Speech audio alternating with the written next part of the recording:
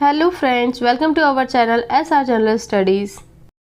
इस सेशन में हम पढ़ेंगे बैंकिंग हिस्ट्री इन इंडिया, मतलब भारत में बैंकों का इतिहास। भारत में बैंक कब आए और ये बैंकिंग की शुरुआत कैसे हुई, और ये जो बैंक है ये मतलब कब आए, कैसे शुरुआत हुई, और फिर बैंक नहीं थे तो वर्किंग कैसी होती थी, ये सब हम इस वीडियो में देखेंगे। तो ये जो बैंकिंग की शुरुआत हुई है ये इटली से हुई है। वहाँ पे जो लोग थे वो बेंचों पे बैठ के अपना पैसा लेन देन करते थे, मतलब पैसा लिया करते थे, दिया करते थे। तो वहाँ से ही ये वर्ड आया है बैंक को, जो अभी हम जिसे बैंक नाम से जानते हैं। और पहले के टाइम में हमें क्या होता था कि बैंकों में अगर हमें पैसा डिपॉजिट करना है या फिर विड्रॉल करना है तो हमें एक लंबी सी लाइन लगा के वहाँ मतलब खड़े होना होता था और काफ़ी ज़्यादा टाइम लग जाता था। तो ये बहुत ज़्यादा लेंदी प्रोसेस हो जाती थी। तो अभी जब से ये पेमेंट गेटवेज आए हैं लाइक गूगल पे, पेटीएम, भीम UPI, मतलब जितने भी ये ऑनलाइन ट्रांजैक्शन या फिर इंटरनेट बैंकिंग के सोर्सेज हैं, इससे हमारा जो काम है वो बहुत ही ज़्यादा इजी हो गया है। जैसे हम इजीली मनी ट्रांसफ़र कर देते हैं, मोबाइल रिचार्ज कर सकते हैं, बुकिंग कर सकते हैं, या और भी सारी चीज़ें हम घर बैठे बैठे डायरेक्टली कर सकते हैं। तो इन सभी सोर्सेज से जो हमारी लाइफ है बहुत ज़्यादा इजी हो गई है। हम कहीं पे भी बैठ के कभी भी ऑनलाइन ट्रांजैक्शन कर लेते हैं। तो ये हमारे लिए एक बहुत ही अच्छा सोर्स है। और इससे पहले जब महाजन साहूकार हुआ करते थे तो जनता उनसे पैसे उधार लिया करती थी, तो वो अपने मन चाहे रेट पे किसी को कम रेट या किसी को ज़्यादा रेट पे इंटरेस्ट पे दिया करते थे। तो इससे क्या होता था कि लोगों को बहुत ज़्यादा प्रॉब्लम्स होती थी। आपने पुरानी मूवीज़ में देखा होगा वो लोग कितना ज़्यादा परेशान कर देते थे। तो ये हमने एक जनरल लैंग्वेज में समझा कि बैंक क्या होता है। तो एक अगर हम प्रॉपर डेफिनेशन देखें तो a bank is a lawful organisation that accept deposit that can be withdrawn on demand. Banks are institution that help the public in the management of their finance. Public deposit their savings in the banks with the assurance to withdraw money from the deposit whenever required. It means मतलब जनता अपना पैसा एक भरोसे के साथ bank में deposit करके रखता है ताकि जब भी ज़रूरत पड़े तो बैंक से वो अपना पैसा वापस निकाल सके। तो मतलब बैंक में हम अपना पैसा जमा कर सकते हैं, ज़रूरत पड़ने पे निकाल सकते हैं, या फिर एज अ लोन हम उधार भी ले सकते हैं। तो ये फंक्शंस हैं बैंकिंग सिस्टम के, जैसे operation of the payment system. जितने भी पेमेंट सिस्टम है उससे रिलेटेड सभी काम बैंक करती है, लोन्स देती है, और अपना जो हम डिपॉजिट रखते हैं उसको प्रोटेक्ट करने का भी काम बैंक करती है। तो ये 3 मुख्य कार्य होते हैं बैंक के। बैंकिंग हिस्ट्री, देखिए बैंकिंग हिस्ट्री को ना 3 फेसेस में डिवाइड करा है। तो पहले है प्री इंडिपेंडेंस पीरियड, मतलब 1786 से टू 1947, और उसके बाद है post independence period 1947 to now. तो देखिए प्री नेशनलाइजेशन जो कि पीरियड था 1947 टू 1969, पोस्ट नेशनलाइजेशन पीरियड जो कि 1969 टू 1991, एंड लिबरलाइजेशन पीरियड जो कि अभी 1991 टू अभी तक चल रहा है। ये जितने भी ईयर्स हैं ये थोड़े से कंफ्यूजिंग हैं, तो हम आगे की स्लाइड्स में मैंने आपको अच्छे से डिफाइन करा है, तो आप इजीली अंडरस्टैंड कर सकते हैं। एंड ये जो बैंकिंग हिस्ट्री है इसको हम एज अ स्टोरी याद रखेंगे तो हमें ज़्यादा अच्छे से ये याद रह पाएगी। फर्स्ट बैंक ऑफ इंडिया जो कि था बैंक ऑफ हिंदुस्तान, जो कि इस्टेब्लिश हुआ था 1770 में, और ये जो बैंक है ये सीज्ड हो गया, मतलब इसका ये बैंक बंद हो गया 1832 में, बिकॉज ये फेल्ड हो गया था। और उसके बाद the general bank of India 1786 to 1791, and all commercial bank जो कि 1881 टू 1958 तक चला। ये ऐसे बैंक्स थे जो कि कुछ कारणों के कारण ये ज़्यादा चल नहीं पाए और बंद हो गए। तो ये सारे जो बैंक्स हैं ये प्रॉपर मैनेजमेंट नहीं हो पाया इन सब का, और ये सारे बंद हो गए। एक एग्जांपल लेते हैं, जैसे मैंने अगर बैंक में 100 रुपये डिपॉजिट करे तो बैंक ने उसमें से 10 रुपये या 20 रुपये अपने पास रख करके जो 80 रुपये बचे थे वो दूसरे किसी ए नाम के पर्सन को दे दिया। तो ऐसे ही बहुत से लोगों ने बैंक में पैसा डिपॉजिट करा, तो बैंक के पास जब ज़्यादा पैसा आना लगा तो बैंक ने क्या करा कि जो अपना पास जो उसको कैपिटल रखना चाहिए था उसको बहुत कम करते गए, तो जिससे बैंक के पास पैसा नहीं बचा और बैंक ने ज़्यादा से ज़्यादा लोन दे दिया। तो इस केस में ये सारे बैंक्स बंद हो गए। तो ये वहाँ पे कोई भी रेगुलेटरी अथॉरिटी नहीं थी जो कि बैंकों को प्रॉपर मैनेज कर सके, तो इस कारण से ये सारे बैंक बंद हो गए। तो सबसे पहला बैंक जो इंडिया में आया था वो है बैंक ऑफ हिंदुस्तान। उसके बाद इन सब के बाद भारत में 3 नए बैंक ओपन हुए, प्रेसिडेंशियल बैंक जिसे हम बोलते हैं, bank of Bengal, bank of Bombay, bank of Madras. ये जो बैंक ऑफ बंगाल है इसका नाम पहले बैंक ऑफ कैलकाटा हुआ करता था, जो कि 1806 में इस्टेब्लिश हुआ था, और उसका 1809 में उसका नाम चेंज करके उसको बैंक ऑफ बंगाल कर दिया गया, और बैंक ऑफ बॉम्बे 1840 में, बैंक ऑफ मद्रास 1843 में, और कुछ टाइम बाद मतलब 1921 में इन तीनों बैंक को मर्ज कर दिया गया और एक सिंगल बैंक बना दिया गया जिसका नाम हुआ इंपीरियल बैंक ऑफ इंडिया। तो अभी तक ये जो भी बैंक्स हैं इन पर इंडियंस का अधिकार नहीं हुआ करता था, मतलब बहुत ही कम हुआ करता था, और इस पे ज़्यादा से ज़्यादा अधिकार वो जो ईस्ट इंडिया कंपनी थी उनका हुआ करता था। तो धीरे धीरे ये सारे बैंक्स जब जैसे जैसे फेल होते जा रहे थे तो इसको देखकर गवर्नमेंट ने 1860 में एक एक्ट आया, जॉइंट स्टॉक एक्ट 1860, जिसके तहत जो कंपनी थी वो मतलब पार्टनरशिप में अपनी कंपनी ओपन होने लगी। 1 जुलाई 1955 को जो इंपीरियल बैंक ऑफ इंडिया था उसको नेशनलाइज कर दिया गया और उसका नाम चेंज करके स्टेट बैंक ऑफ इंडिया रखा गया। तो ये जो स्टेट बैंक ऑफ इंडिया का नाम है इसका नाम गोरेवाला कमेटी के तहत रखा गया। इन 1881 में अवध कमर्शियल बैंक या फिर औध कमर्शियल बैंक आया जो कि फर्स्ट कमर्शियल बैंक था इंडिया में, और 1894 में पंजाब नेशनल बैंक जो आया जो कि फर्स्ट इंडियन बैंक था जिसको प्योरली इंडियन मैनेज कर रहे थे। ये जो पंजाब नेशनल बैंक था ये मतलब पूरा तरीके से इंडियंस का बैंक था, मतलब इंडियंस इसको ओन भी कर रहे थे और इसमें पैसा भी सारा इंडियन का था, तो ये फुल्ली इंडियन बैंक हम बोल सकते हैं। एंड पंजाब नेशनल बैंक से भी पहले 1865 में इलाहाबाद बैंक आया था जो कि फर्स्ट नॉन प्रेसिडेंसी बैंक था, और उसके बाद ये एसबीआई के कुछ एसोसिएटेड बैंक्स बनाए गए जैसे State Bank of Patiala, State Bank of Hyderabad, State Bank of Bikaner and Jaipur, State Bank of Mysore, state Bank of Travancore, state Bank of Saurashtra and state Bank of Indore. ये सारे एसोसिएटेड बैंक थे एसबीआई बैंक के। इन 2008 में क्या करा गया, जो स्टेट बैंक ऑफ इंदौर था उसको स्टेट बैंक ऑफ इंडिया में मर्ज कर दिया गया, और 2009 में जो स्टेट बैंक ऑफ सौराष्ट्र था उसको भी मर्ज कर दिया गया स्टेट बैंक ऑफ इंडिया में। तो धीरे धीरे जितने भी 7 बैंक्स थे स्टेट बैंक ऑफ इंडिया के जो एसोसिएटेड बैंक्स थे इन सभी को स्टेट बैंक ऑफ इंडिया में मर्ज कर दिया गया।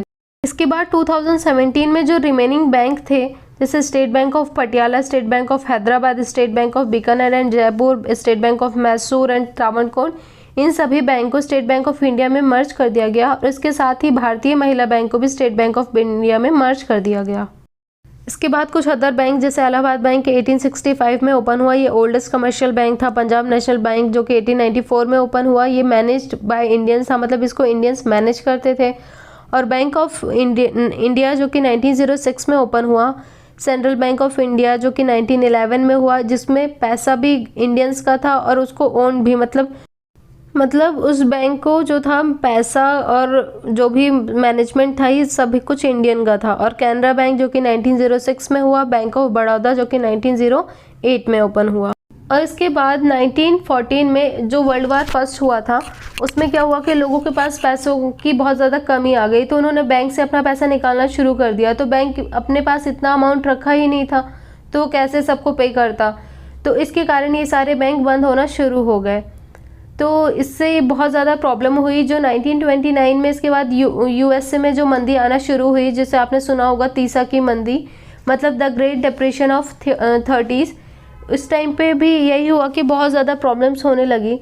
तो इन सब से निपटने के लिए क्या हुआ कि एक एक्ट बनाया गया जो कि आरबीआई एक्ट 1934, तो एक रेगुलेटरी एक्ट बना दिया गया जिसके तहत जितने भी बैंक थे उनको आरबीआई रेगुलेट करने लगा। आरबीआई जो स्टैब्लिश हुआ था वो 1935 में हुआ, लेकिन आरबीआई एक्ट 1934 में ही आ गया था। तो भारत 1947 में फिर भारत की आज़ादी हुई तो फिर नेशनलाइजेशन शुरू हुआ। जैसे नेशनलाइजेशन एक्चुअल में होता क्या है, जैसे कोई भी बैंक अगर उसको गवर्नमेंट खरीद लेती है तो उसको हम बोलेंगे नेशनलाइज हो गया।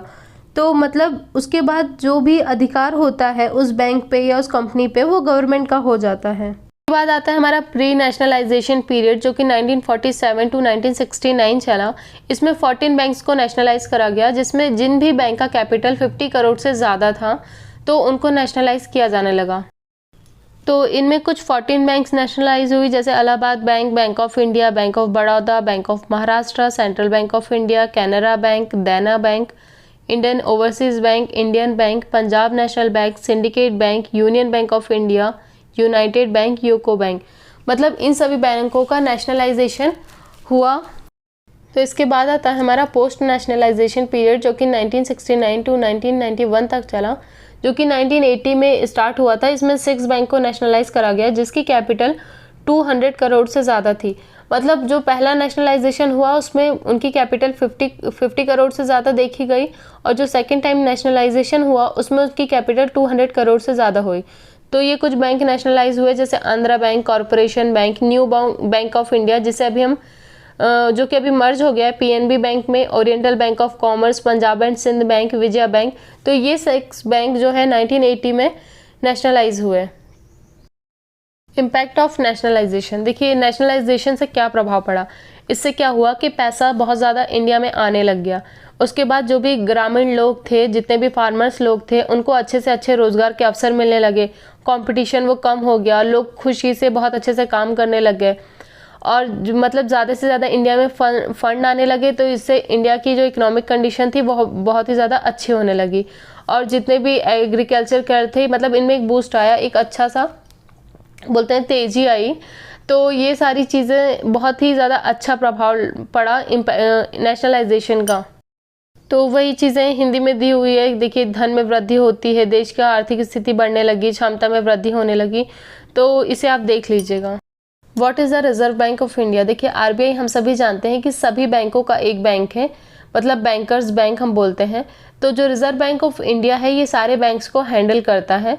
तो जो रिजर्व बैंक ऑफ इंडिया है ये इस्टेब्लिश हुआ था 1 अप्रैल 1935 को under reserve bank of India act, मतलब आरबीआई एक्ट जो कि 1934 में आया था, उसके तहत रिजर्व बैंक ऑफ इंडिया को इस्टेब्लिश करा गया। देखिए एक्ट जो है रिजर्व बैंक ऑफ इंडिया, मतलब आरबीआई एक्ट 1934 में आया, बट उसके 1 साल बाद मतलब 1935 में reserve bank of India establish हुआ। और किस कमेटी के तहत आया था, तो ये Hilton Young committee, under the recommendation of Hilton Young, also known as the royal commission on Indian currency and finance. तो इतना याद रख लिए कि हिल्टन यंग कमेटी के तहत आया, और ये नेशनलाइज हुआ था 1 जनवरी 1949 को। और जो रिजर्व बैंक ऑफ इंडिया है ये मॉनेटरी पॉलिसी को, मतलब मॉनेटरी पॉलिसी से रिलेटेड सभी काम इसी बैंक के तहत किया जाता है। तो ये मॉनेटरी पॉलिसी मैं आपको आगे के लेक्चर्स में बताऊंगी, तो लाइक कीजिएगा और सब्सक्राइब कीजिएगा हमारे चैनल को। तो आपको बैंकिंग से रिलेटेड सारे करंट अफेयर और जो लेटेस्ट न्यूज़ है वो आपको इसी चैनल पे मिल जाएगी।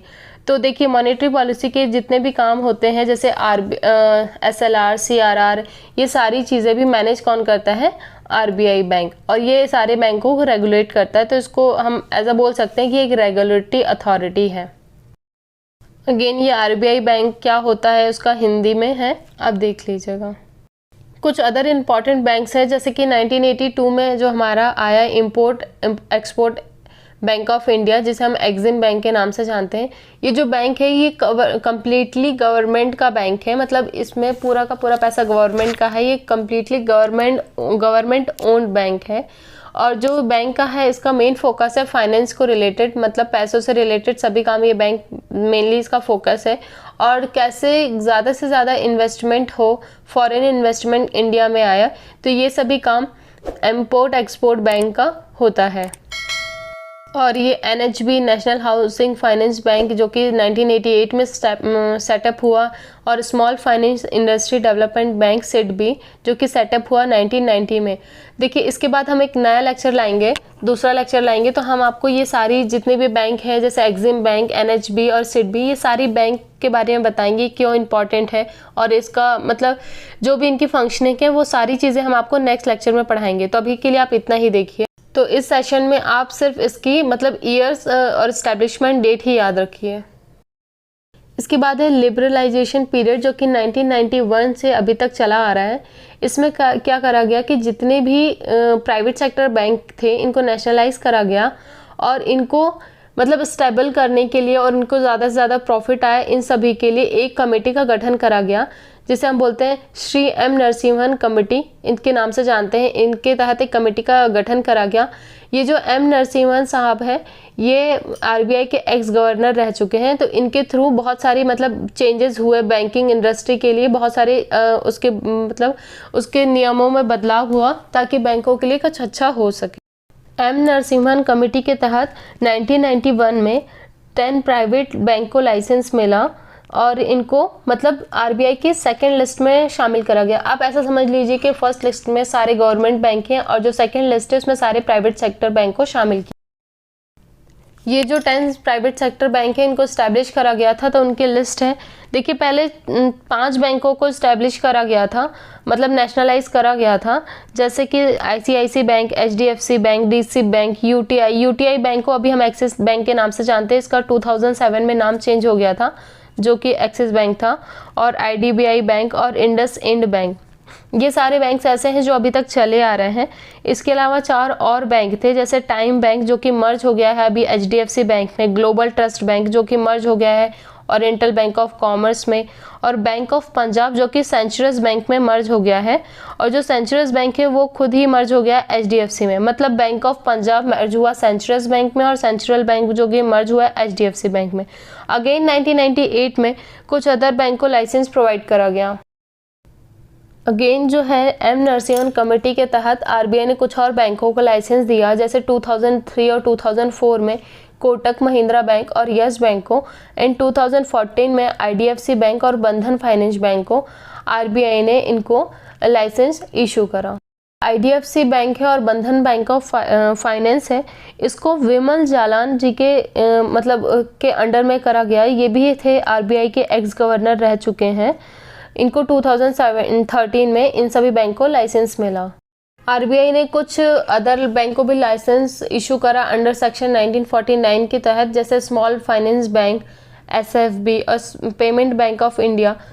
इसके बाद 2015 में 11 अदर बैंक्स को भी लाइसेंस मिला, जैसे कि पेमेंट बैंक है, स्मॉल फाइनेंस बैंक है, तो इन सबको भी आगे लाइसेंस दिया गया।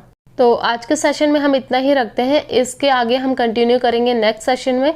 तो ये जितने भी बैंक हैं इनके इस्टेब्लिशमेंट डेट, इनके मर्जर, सीईओ और ये जितनी भी मतलब बैंक रिलेटेड सारी इन्फॉर्मेशन के लिए हमने ऑलरेडी एक वीडियो बना रखा है, तो आप उसको जाके चेकआउट करिएगा। उसका हम लिंक आपको डिस्क्रिप्शन बॉक्स में देंगे। एंड डीसी बैंक की भी लिस्ट का भी एक वीडियो है, वो भी आप देख सकते हैं। तो तब तक के लिए बाय बाय, और देखते रहिए हमारे चैनल को, और लाइक, सब्सक्राइब एंड कमेंट ज़रूर करिए। तो बाय।